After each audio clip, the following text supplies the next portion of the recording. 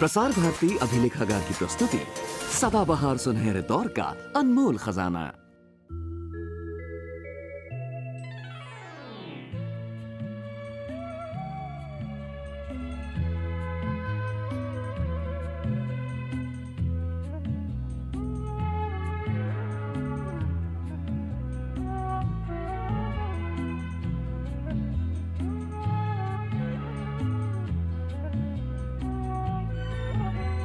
कितनी हसरत आँखों में, कितनी मुश्किल राहों में, जीना है फिर भी समझ इसे खुदा की बंदगी।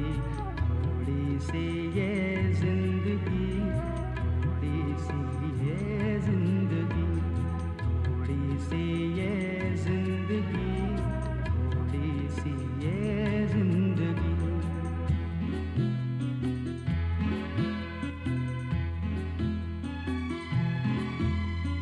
आग है कभी पानी है, सुख और दुख की कहानी है।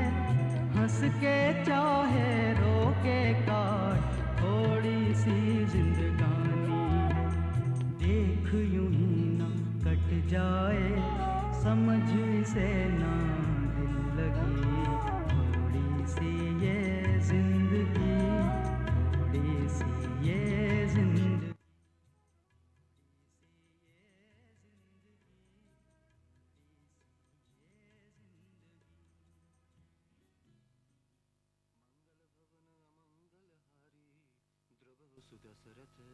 बिहारी। हे माता, हे प्रभु दुख निवारो, दुख निवारो माँ।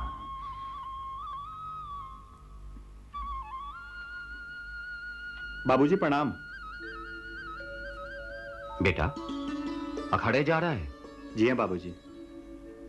हाँ बेटा, तू अगर गुल्लू को भी साथ लेके जाता तो यूं ही सुस्ती में पड़ा रहता है वो। तेरे साथ जाएगा तो कुछ एक्टिव भी हो जाएगा।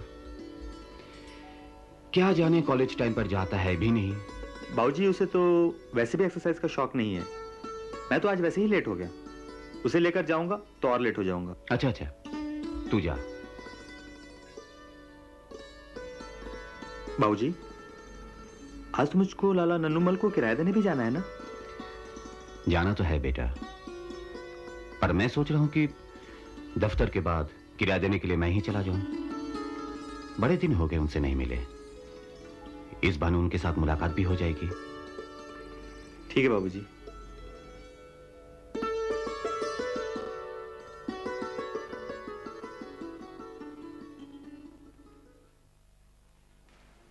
अनिल भैया, अनिल भैया। वो तो चला गया। ओफो, मेरी किताब आज फिर रह गई। बोल देती तो भैया ले आते। तो बेटा तुम्हें उसे पहले कहना चाहिए था। मुझे याद था बाबूजी, लेकिन भैया तो जैसे जादूगर है।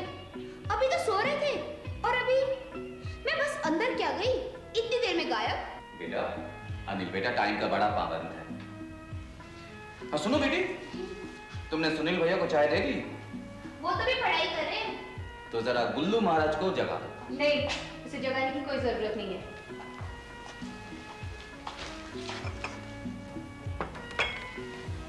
सुबह सुबह मुझे चिकचिक अच्छी नहीं लगती। जा बेटा, तू नहा ले। तुझे तो अपनी वो कंप्यूटर अम्मा, कंप्यूटर। अच्छा अच्छा ठीक है, तुझे अपनी क्लास में जाना है ना? माँ मेरी क्लास का टाइम बदल गया है। जाऊंगी लेकिन थोड़ी देर में। अच्छा ठीक है, तो फिर कुछ और काम निपटा ले। हाँ ठीक है। तुम क्यों हंस रहे हो जी? सावित्री, छाया तुम्हें बता बता कर हार गई, लेकिन कंप्यूटर बोलना तुम्हें अभी तक नहीं आया। देखो जी, मुझे जो आना चाहिए वो खूब आता है, और जो बाकी रह गया उसे कुछ फर्क नहीं पड़ता। हाँ, मेरे बच्चों को तो आता है ना।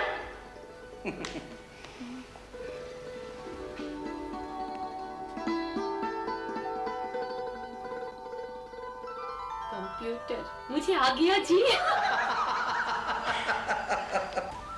मेरा प्यारा बबन, बबन बबन बबन मेरा। तू मेरी फिल्म में काम करेगा हैं? अच्छा तू ऐसा करियो, तू हीरोइन हीर के पास जाइए और जाकर कहियो, हीर ये ले अपने रांझे का मैसेज, ठीक है? अच्छा ये डायलॉग याद हो गया? तू सुना सुना सुना सुना सुना। है? मेरा प्यारा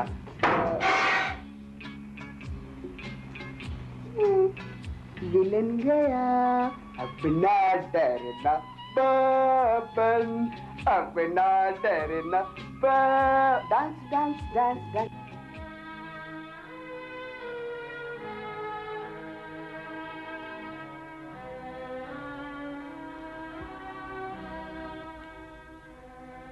बेटा, बड़ा थका थका सा नजर आ रहा है। रात भर पढ़ाई करता रहा क्या? बेटा, पढ़ाई के साथ साथ जरा हेल्थ का भी ध्यान रखा करो। पढ़ाई अगर जरूरी है तो नींद भी तो जरूरी है। क्या करूं बाबूजी, कोर्स ही बहुत है। रात में पढ़ाई जरा अच्छी हो जाती है, वरना दिन में तो यहाँ पढ़ाई का माहौल ही नहीं बनता। हाँ, हॉस्टल होता तो बात कुछ और होती। फिर तो मैं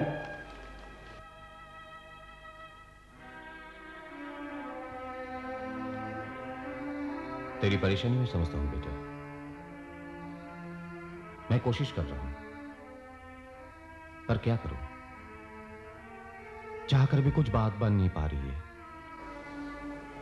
3 महीने हुए तभी तेरी फीस जमा करने के लिए मैंने पीएफ से लोन लिया था।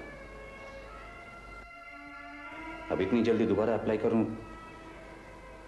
ये अच्छा भी नहीं लगता। बाबूजी, मैं आप पर और बोझ नहीं डालना चाहता, लेकिन डॉक्टर की पढ़ाई का भी अपना एक तकाजा है। काश ये घर ही कुछ बड़ा होता तो कम से कम मुझे एक सेपरेट कमरा तो मिल जाता और मेरा काम चल जाता। भैया बिल्कुल ठीक कह रहे हैं बाबूजी। आप ही तो बताते थे कि जब 30 बरस पहले आप यहाँ आए थे तब यहाँ किराए बड़े सस्ते थे, तब आपने पूरा घर ही किराए पे क्यों नहीं ले लिया? मैं तो जब से देख रही हूँ यहाँ के बाकी कमरे बंद ही तो पड़े हैं।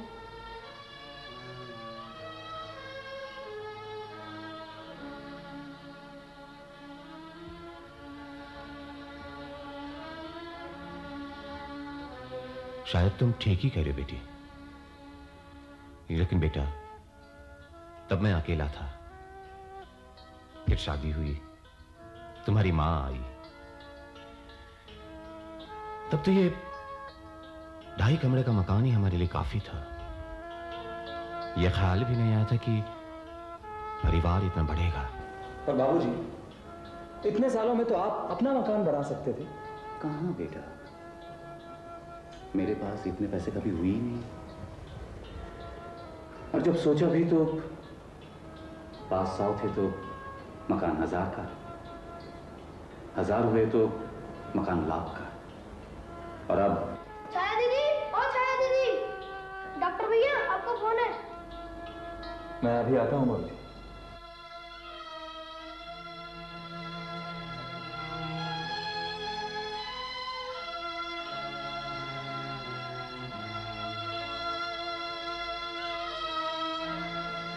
बेटी, मिंटू के स्कूल का वक्त हो गया, उसे जल्दी से तैयार कर दे। जी मैं इसकी किताबें रख रही हूँ। नमस्ते भाई जी। जीते रहो बेटे। तुम्हारा फोन है बेटा? जी। हेलो। हाँ हेलो रघु। हाँ कैसे हो? हाँ यार, मैं तो कल से तुम्हारे मैसेज का इंतजार कर रहा हूँ। हाँ नहीं आज तो मेरी ऑर्थोपेडिक्स की क्लास है यार। ड्यूटी तो वार्ड नंबर 7 में। हाँ क्या? ओह अच्छा हाँ ठीक है। हाँ तो मिलते हैं ना आज। हाँ तो तुम खन्ना से नोट्स लेके वहां पहुंचो ना। हाँ ठीक है। 10 बजे BS पर। अरे समझ रहे थे यार ये BS क्या है? अरे बस स्टॉप बेटे। हाँ बस स्टॉप। हाँ ठीक है, मिलते हैं पक्का। तू खन्ना से रोड से लेके पहुंच वहां पे। Right, thank you. Mittu, thank you यार, थैंक यू वेरी मच। इस बात का डॉक्टर भैया? अरे फोन पर बुलाने का। नहीं। अच्छा नमस्ते भाई जी। जीते रहो बेटा। अरे ठहरो कुछ देर। नहीं भाई जी, वो तैयार होकर 10 बजे किसी खास काम से जाना है ना। अभी मैं चलता हूँ। तैयार हो रही है। भाई जी मैं मिंटू को छोड़ कर आती हूँ। अच्छा बेटा।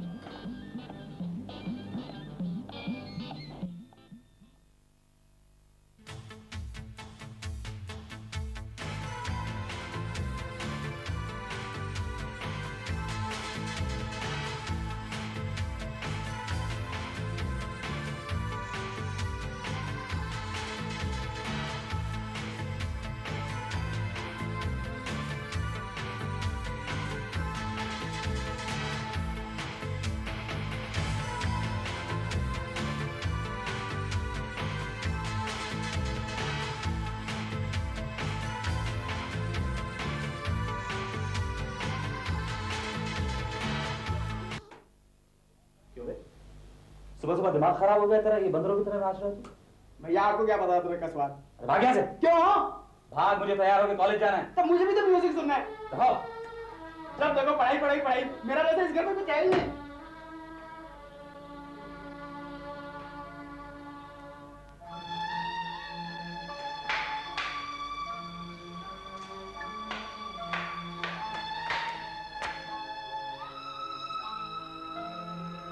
सावित्री,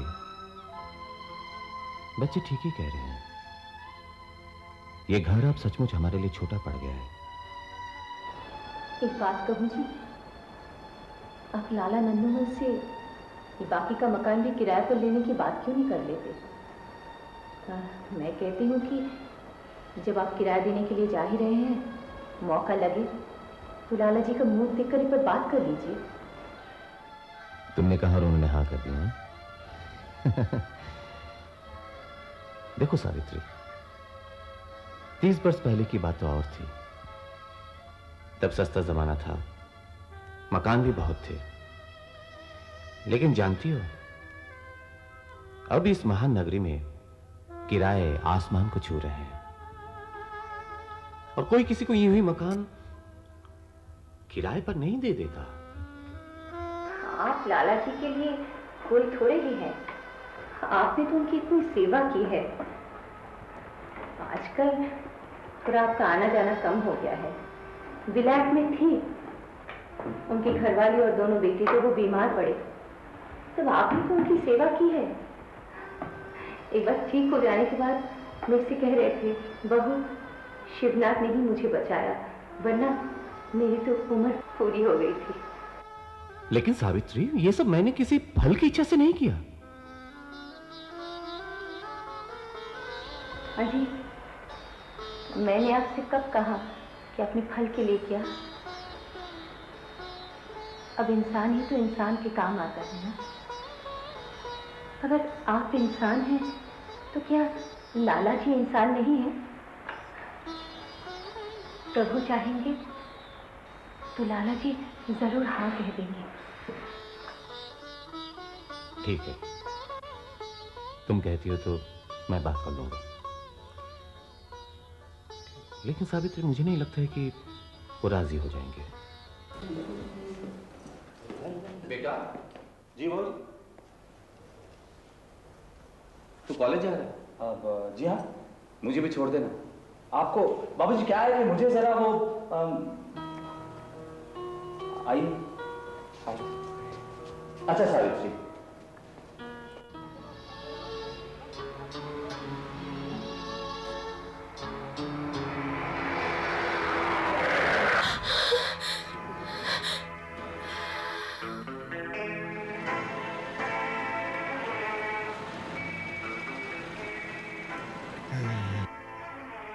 ओए तारिया, ओए ड्राइवर ने इतनी जोर से ब्रेक मार दी है। ओए ओए कुड़ी डर गई है।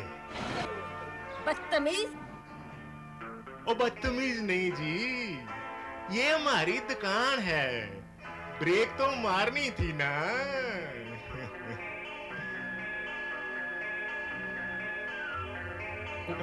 प्राजी, हम तो गए काम से, वो कुड़ी तो गई।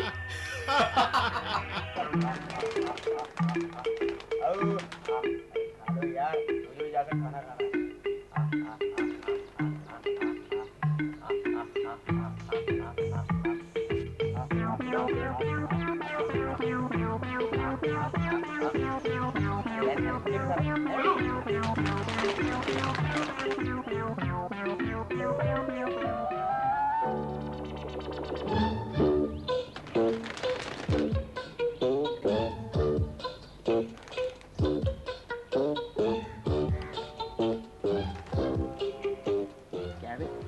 चलना नहीं क्या? आज पैसे नहीं है मेरे पास। तुझे पैसे की क्या चिंता है? तू चाहे तो चुटकियों में पैदा कर सकता है।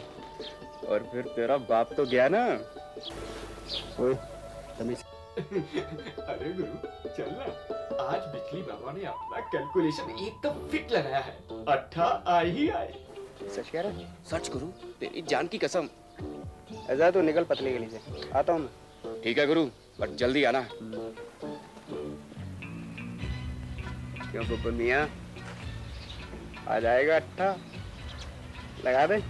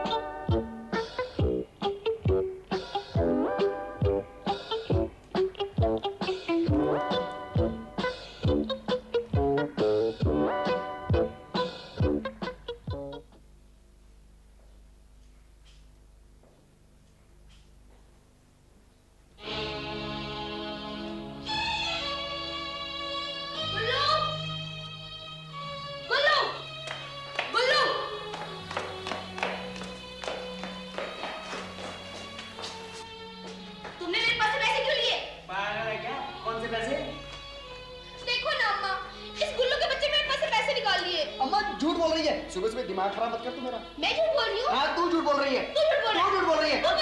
अब सुन, तुझे जाने है ना, देर हो रही है। हाँ जा, मैं इसे निपट लूंगी।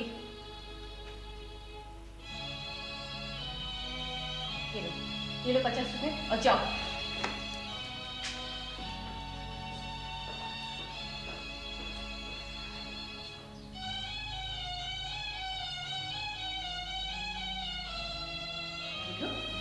तूने पैसे लिए हैं?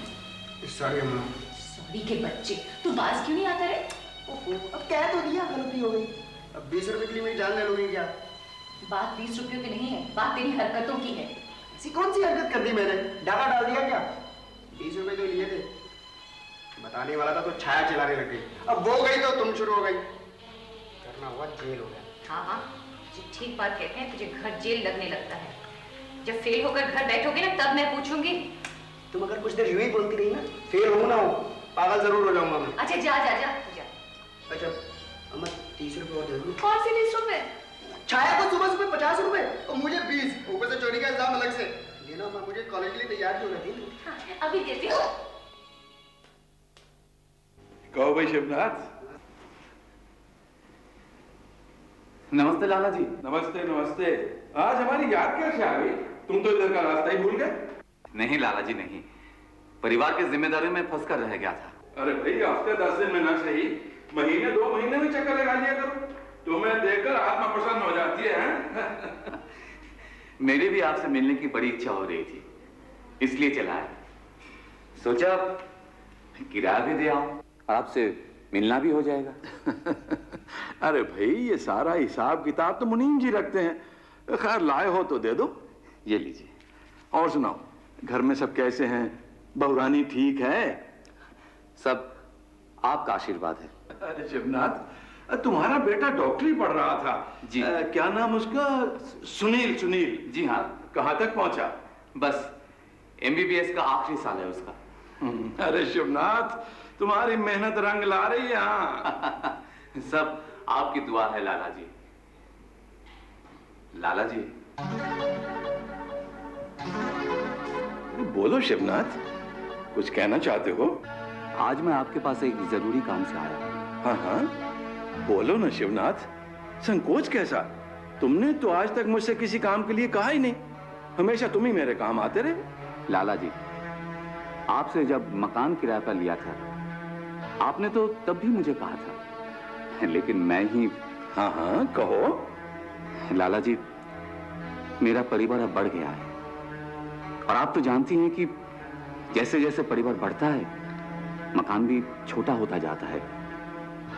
अगर आपकी मेहरबानी हो तो मैं आपका पूरा मकान ही किराए पर लेना चाहता हूं। पूरा मकान शिवनाथ?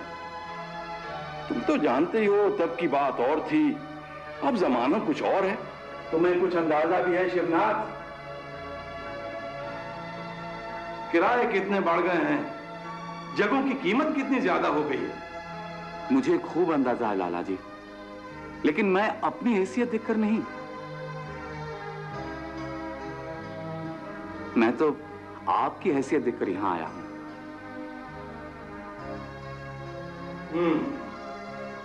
देखो भाई शिवनाथ, यूं तो मैं पूरे मकान को किराए पर देने के हक में नहीं हूं, लेकिन अब जब तुम आए हो तो मुझे सोचना पड़ेगा।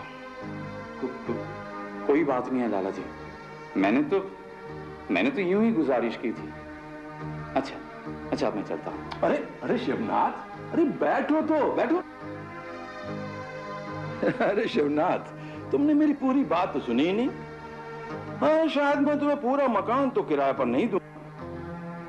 हाँ, अगर तुम चाहो तो मैं पूरा मकान तुम्हें बेच सकता हूं। लेकिन लाला जी, मकान खरीदने के लिए मेरी औकात कहां है? शिवनाथ, शायद तुम्हें इस बात का एहसास है कि नहीं, लेकिन मुझे है। अरे तुमने मेरी बहुत सेवा की है। अगर आज मैं ये संसार देख रहा हूं तो सिर्फ तुम्हारी वजह से। मैं जानता हूं कि ये मकान बहुत महंगा है, अरे लेकिन तुम्हें इससे क्या फर्क पड़ता है, चाहे वो 5 लाख का हो या 50 लाख का। मैं तो तुम्हें सिर्फ 2 लाख में दे रहा हूं। लाला जी, मैं तो इज्जत से सिर छुपाने के लिए छत मांग रहा हूं और आप पूरा मकान ही मेरे नाम किए दे रहे हैं। शिवनाथ, अरे मैं तुम पर कोई उपकार नहीं कर रहा हूं, ये तो तुम्हारा हक बनता है, हक। लाला जी, मेरे लिए तो 2 लाख रुपया जुटाना भी बहुत मुश्किल है। नहीं, आप अगर मकान किराए पर ही दे दे तो बड़ी मेहरबानी होगी। शिवनाथ, मैं चाहूं तो तुम्हारी सेवा के बदले वो मकान मैं तुम्हें यूं ही दे सकता हूं, लेकिन तुम कितना खुददार हो ये मैं अच्छी तरह जानता हूं। और फिर मेरा भी सिद्धांत है कि इंसान को कुछ हासिल करना है तो उसे कुछ ना कुछ पुरुषार्थ तो करना ही पड़ेगा। कोशिश करो, रुपए का बंदोबस्त हो जाएगा। अरे फिर हमारी बहुरानी तो लक्ष्मी है, लक्ष्मी, उससे सलाह करो, कोई ना कोई रास्ता निकल आए। आप कहते हैं तो मैं जरूर कोशिश करूंगा। भगवान पर भरोसा रखो, सब ठीक हो जाएगा। अच्छा लाला जी, अब मुझे इजाजत दे। अच्छा, ठीक है।